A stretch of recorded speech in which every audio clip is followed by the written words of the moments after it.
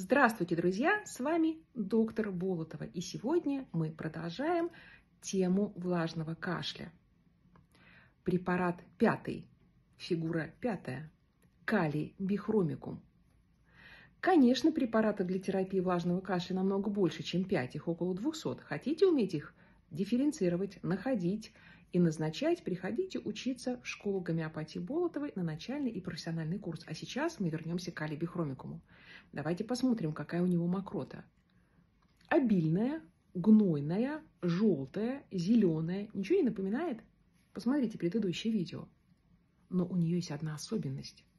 И для того, чтобы ее увидеть, нужно сделать тест. В мокроту опускаем пальцы и начинаем пальцы разводить. Нитка мокроты не порвется, она протянется от пальца к пальцу. Почему? Потому что качество мокроты вязкое и липкое. Именно эти два фактора будут говорить за калий бихромикум. Мокрота обильная, желтая, зеленая, гнойная, вязкая и липкая. Препарат калий бихромикум. Так что, друзья, умейте дифференцировать препараты по разным признакам, по модальностям, по виду, по качеству. А вообще, друзья, не болейте. И еще скажите, какие темы вы хотели бы услышать от меня в следующих видео.